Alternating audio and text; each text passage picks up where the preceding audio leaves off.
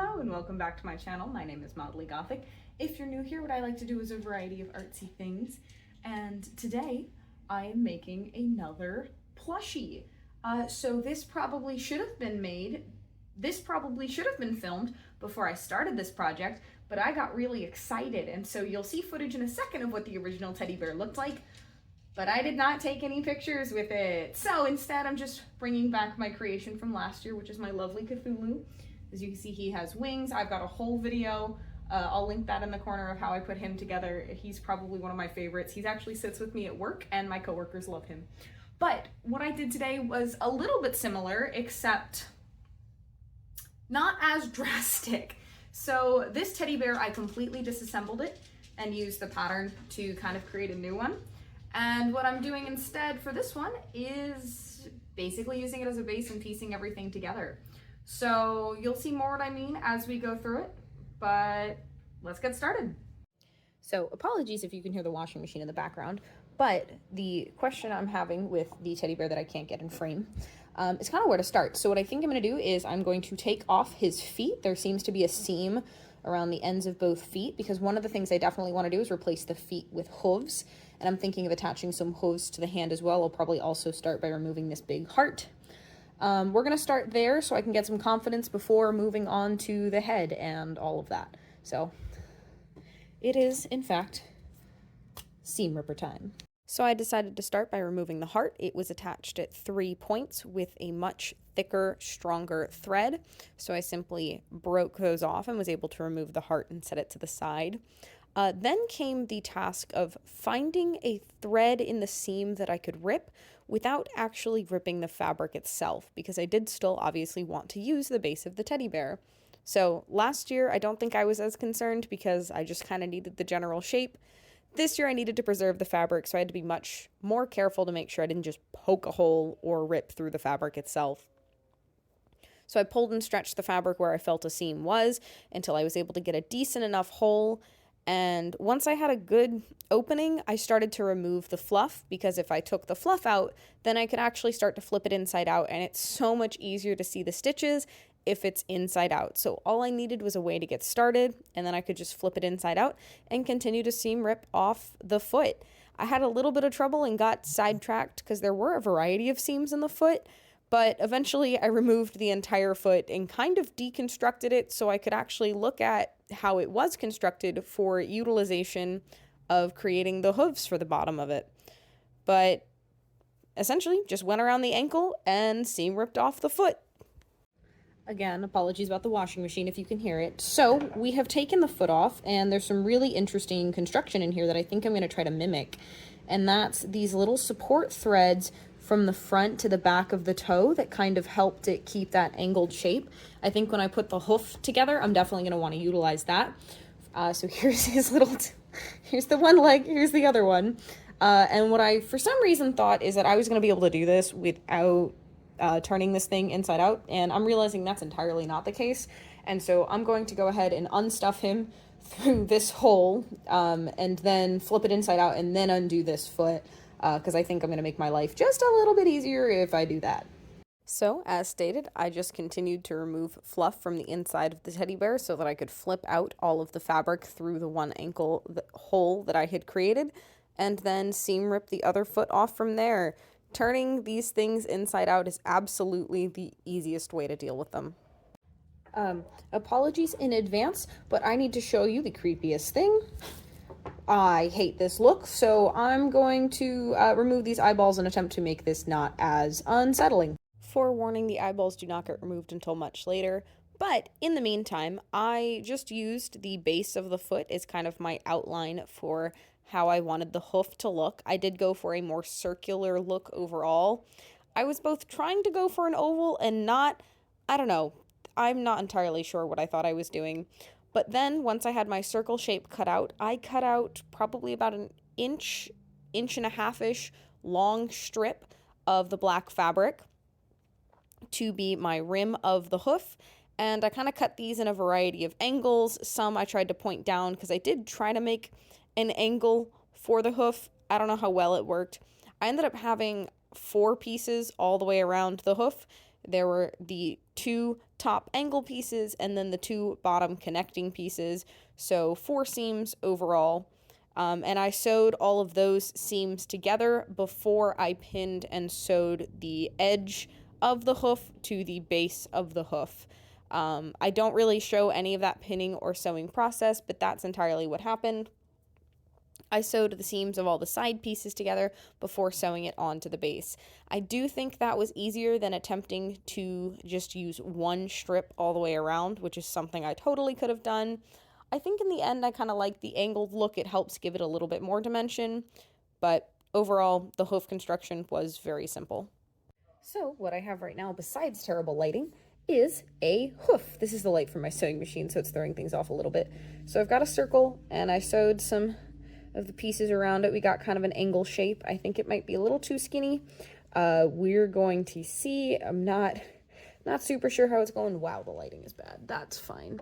But I'm now going to attempt to sew this into the cavity of one of the feet, and we're going to see how terribly this goes. Woo! So we have a foot.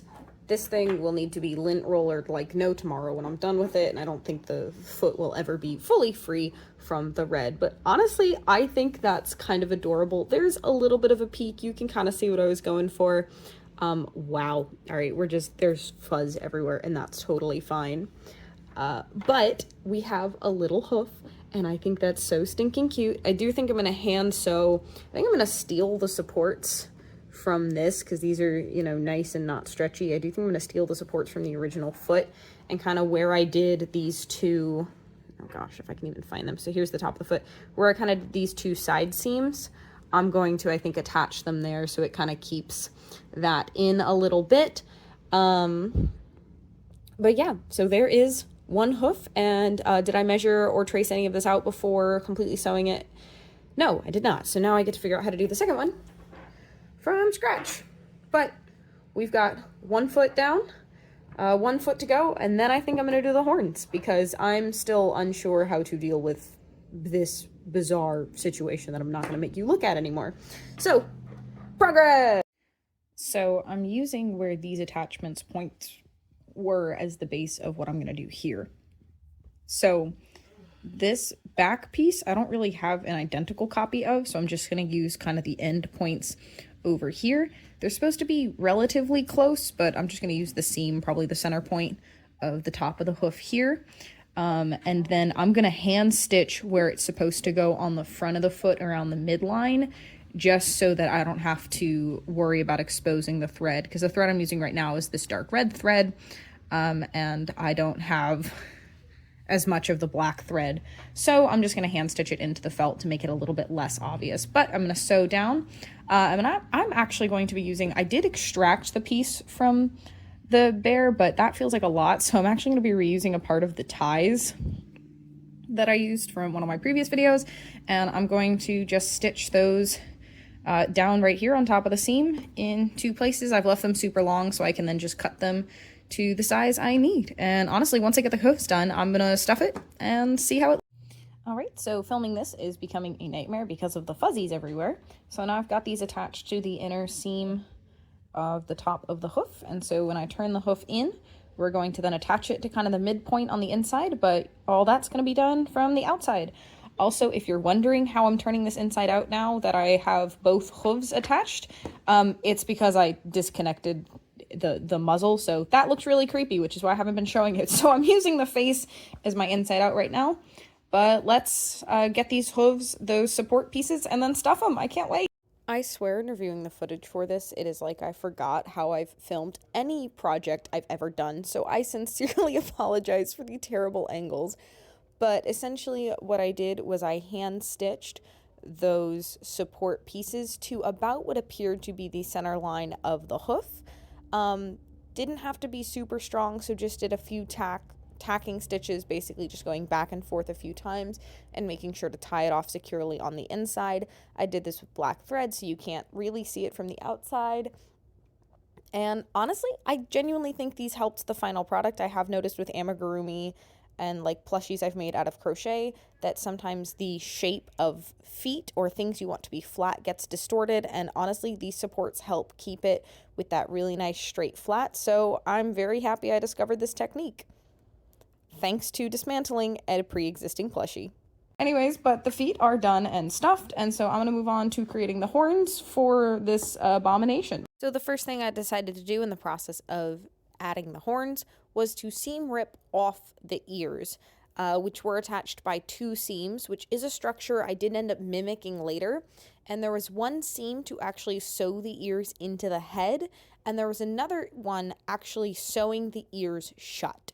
And so that was kind of hard as far as like seam ripping it apart, but I ended up seam ripping them both off to be left with just the empty ears and also the open seam from the head, because the placement of the ears kind of on top of the head, a little bit more centered, is about where I wanted the horns to go when I was done making them. For the horns, I kind of just mentally remembered what I did when I made my dog's Halloween costume 2 years ago. I don't know, it wasn't this past Halloween, it was the previous one. And I just wanted some tall arcing shape. I didn't want big pointy vertical ones. I do like the look of arched horns. So I just kind of approximated a size that looked good and cut out 4 sides. That's literally about it as far as I patterned the horns. There was no real sizing or approximation, just kind of a, those look big enough. Here's your PSA to always double check whether you're sewing the right sides together or not. I just sewed this thing inside out because I was not paying attention. So I needed to have the horn right side out like this to make sure that the edges were going to be on the inside, but I did not. And if I had flipped this inside out, then I would have ended up with my seam on the outside. So always double check what sides you're sewing together. So I'm using a random variety of images I find online to kind of inspire mine, and a lot of them actually include ears next to the horns as well. So, but what I'm thinking, since I don't really have any of this fabric on the plushie, I'm going to rip out this maroon color and I'm going to replace it with some of my black fabric, and then I'm going to sew the ears on right next to the horns.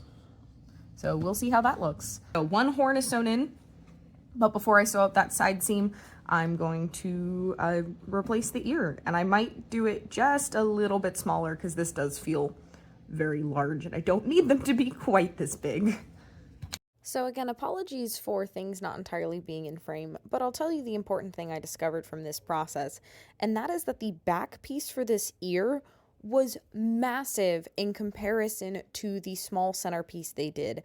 There was no gathering pattern, there was no real structure to it. They just kind of condensed a massive outer hemisphere to a much, much smaller inner one. I don't have the patience to do that with this kind of fabric, so I didn't. I just significantly reduced the size of the outer ear to kind of make it more of what I wanted and what I had the patience to tolerate, in all honesty. So I have my bizarre little fuzz things. I ended up trimming a significant amount out of the ears. I was having a absolute nightmare of a time getting them sewn together because of the way they scrunch it at the top. You'd never be able to tell because they just look like pom-poms. But the back piece was, and I think you saw it in the me taking it apart footage, this back piece was massive compared to the center of the ear. So the center of the ear is actually the same size. I just reduced how big the back was because I didn't need them to be as big or fluffy. So they look a little bit like deranged pom-poms, and now I'm going to attach them next to the horn. Also, I should like probably be wearing a mask or something while doing this because you see all of these little fuzzies. I have been sneezing nonstop since working on this. So yeah, don't do this if you want to not be sneezing. The fuzzies are everywhere. So I pinned and sewed both of those up.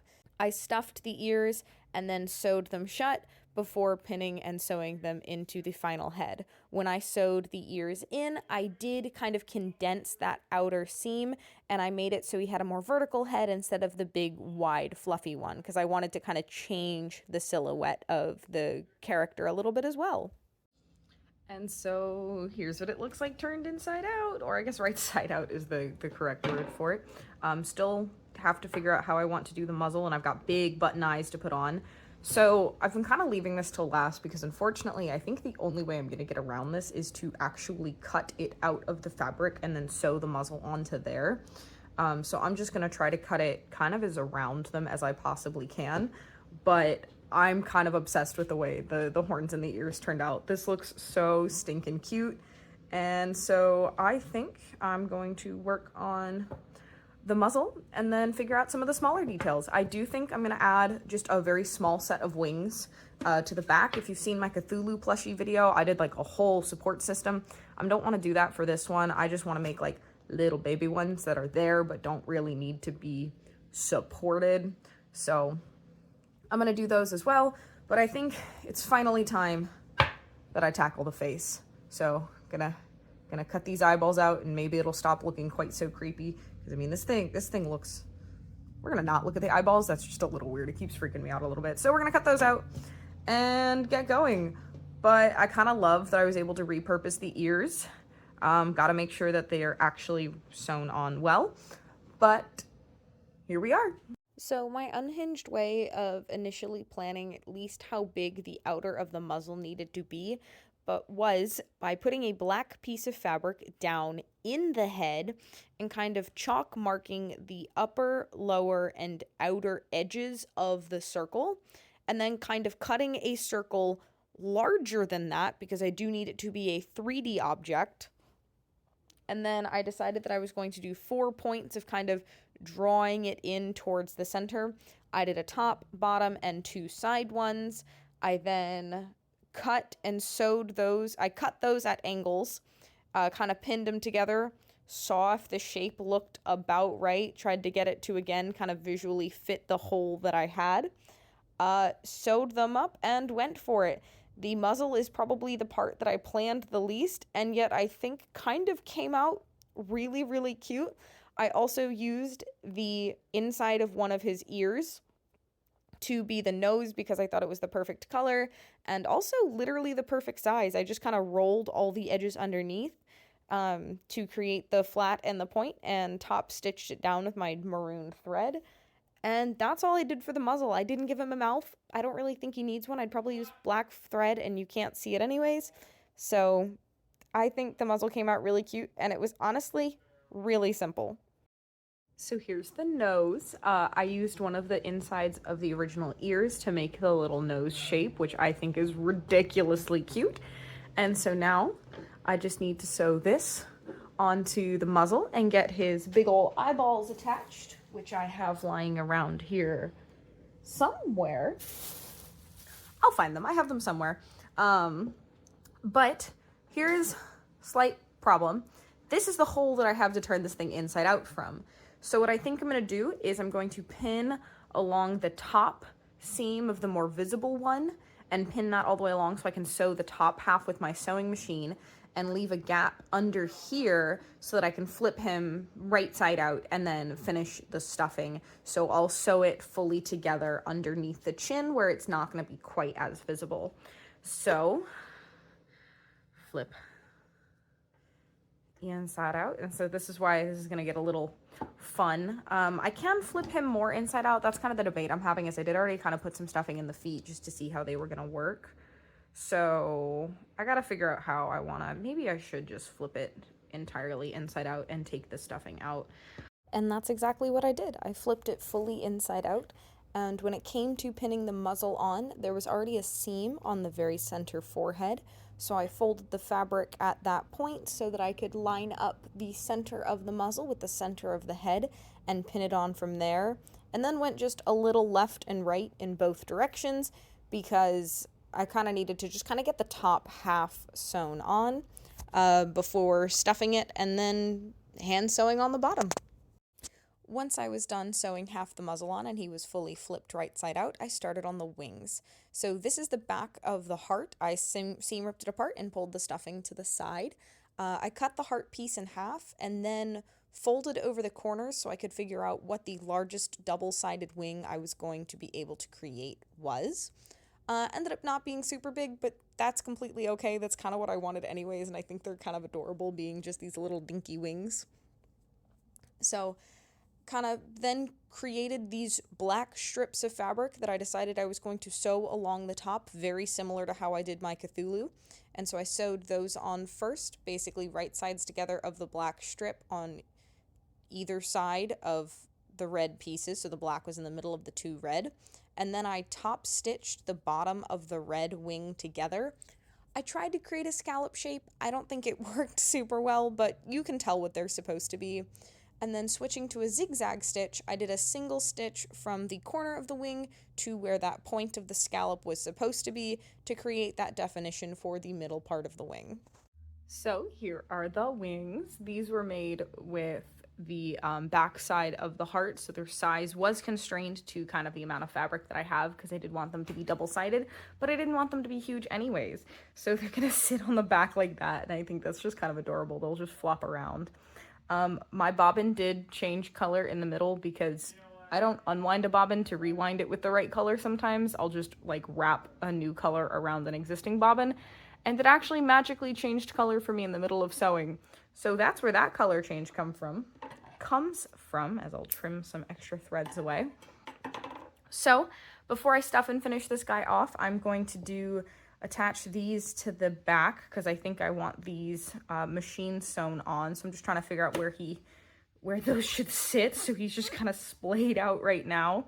But I think just above the shoulders. So I think I'm gonna stitch these guys on about right here, and I'll pin that in place. I'm just gonna sew, if I can, a square kind of block down to sew these down to the back. So will you be able to see it from the back? Yeah, I think that's okay. I'm not really picky, and you know what? I have plenty of scrap fabric, so if I want, I could cover it anyways, and I just might. But first things first, oh my gosh, I'm losing pins in the fabric. First things first, I gotta get them pinned and sewn on first.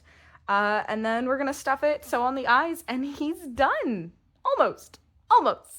I have no footage of the wings being sewn on, but here is me beginning to stuff the plushie. So I'm about up to his chest as far as stuffing, and something I did want to note is when I did the teddy bear last year, when I was pulling all the stuffing out, I actually found a heart in it. It was a little red ribbon piece that looked very like it had been purposely cut into the shape of a heart, and I added that and a black one back into my Cthulhu plushie. Well, I didn't find a heart when taking apart this teddy bear, so I cut one out of the other ear piece that was remaining, and so I'm gonna add this heart down inside the chest. So now my little plushie will have a heart. I'm still working on trying to evenly distribute the filling through the body and the legs. It's not going the best right now. We got a big old floppy head. I do still have to sew the eyes on, and here's the buttons I have for that. They're these big old eyes. These are the exact same eyes that I used for my Cthulhu, and I just think they're really big and cute.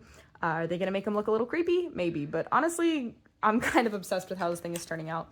So we just got a little bit more stuffing, so let's... Once the top part of the muzzle was stitched on, it was time to stuff the horns.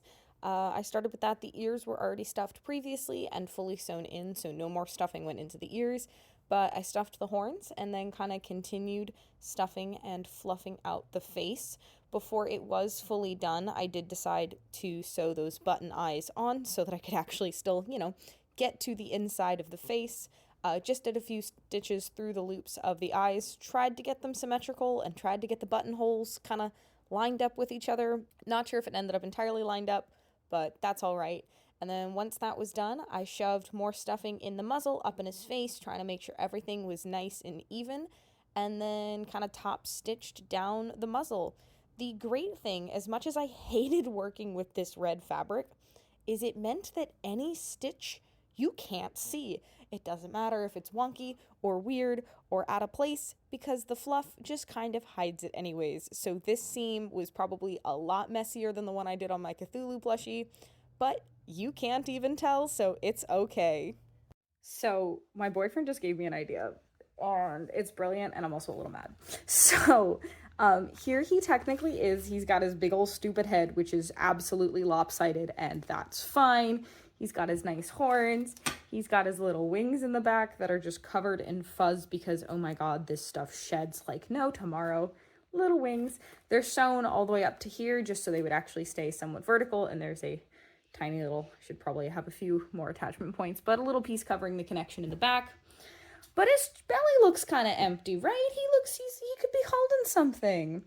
And so what I'm going to do is I'm going to give him a black heart, and I think I'm going to put a pentagram on it, because a lot of the images online have like a pentagram on the forehead, which I don't really want to do, but I do think it'd be really cute to give him a little black heart and sew the pentagram onto that. So that's what we're going to do. So to cut out the heart, I laid the intact side of the heart that I did have over, 2 pieces of black fabric, so they're stacked on top of each other. I did not pin this, I did not mark this, I just kind of took my fabric scissors and cut a shape that looked about right. I did trim it down to be a little bit smaller than the original heart.